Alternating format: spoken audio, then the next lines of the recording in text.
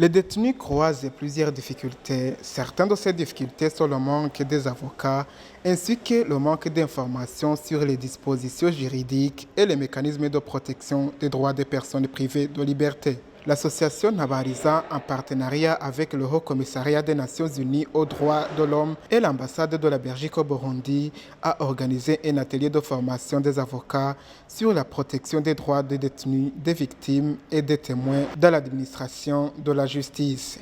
Le conférencier indique les raisons d'offrir cette formation aux avocats. Les avocats jouent un rôle primordial dans la protection des droits en général et des droits des détenus en particulier.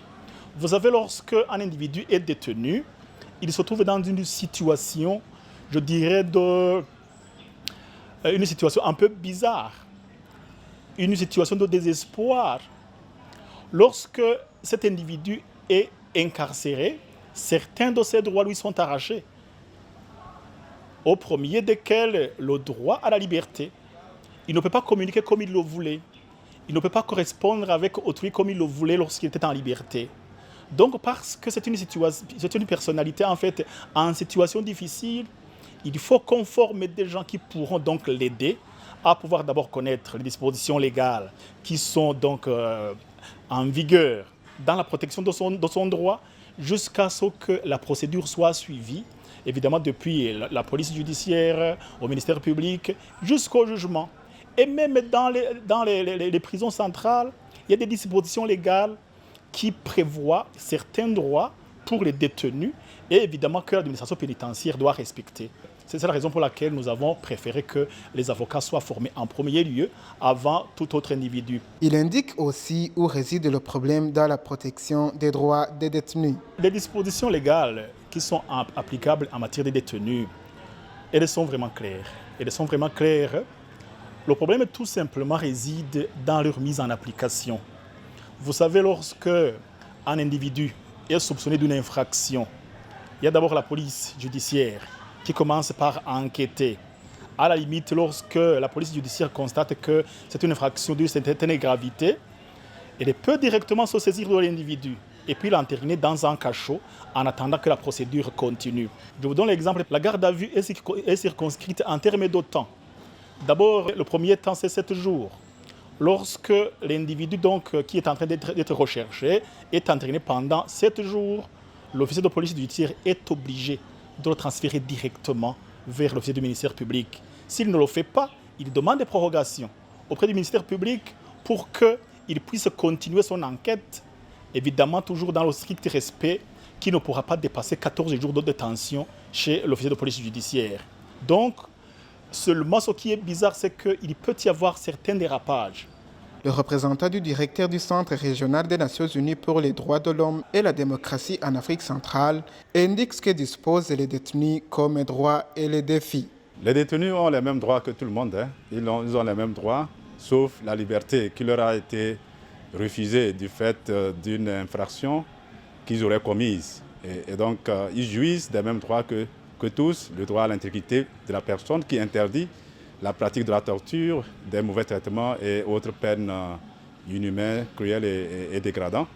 Ils ont également droit à l'alimentation, à la santé et même à l'éducation, autant que possible. Mais dans tous les cas, les États ont l'obligation de prendre toutes les mesures pour s'assurer que les personnes qui sont privées de liberté jouissent de tous les droits, qu'ils soient économiques, sociaux, et culturels ou politiques et civils, de sorte qu'à la sortie de leur prison, ils puissent être utiles à la société.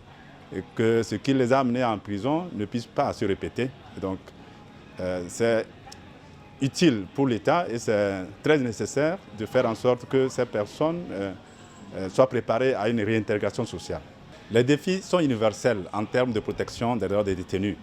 Ce n'est pas un défi particulier à un État, notamment comme le Burundi. Évidemment, tous les États sont confrontés à un défi ou à un autre en termes de protection des droits des détenus. Ailleurs, il peut s'agir d'une question de droits civils et politiques parce qu'on pratique sur les détenus la violence physique ou tout autre traitement qui est contraire aux normes des droits de l'homme. Sous d'autres cieux, c'est les questions d'alimentation, de santé, en tout cas un certain nombre de droits qui nécessitent un investissement qui manque, ou bien c'est la vétusté des infrastructures ou les conditions de détention qui ne sont pas adaptées pour la dignité des détenus qui se posent. Et notamment au Burundi également, pour un pays en développement, il est clair que ces défis sont énormes. C'est la vocation de Ntabaliza qui s'est engagé à militer dans ce sens, à faire en sorte que les droits des détenus soient respectés sur tous les plans. Eh bien, nous avons compris la vision de Ntabaliza et nous sommes engagés à travailler avec Ntabaliza dans ce sens, de faire en sorte d'accompagner l'État à faire mieux. Bamazicha, aussi conférencier, rappelle que les avocats ont un rôle clé dans la protection des détenus. Les avocats ont un rôle clé parce que c'est eux qui sont les conseils, c'est eux qui accompagnent les détenus en ce qui concerne la tenue des audiences et notamment les plaidoyers qui doivent avoir lieu. Et il appartient aux avocats de veiller à ce que prescrivent les normes des droits de l'homme soient respectées dans la procédure judiciaire, tout comme en détention.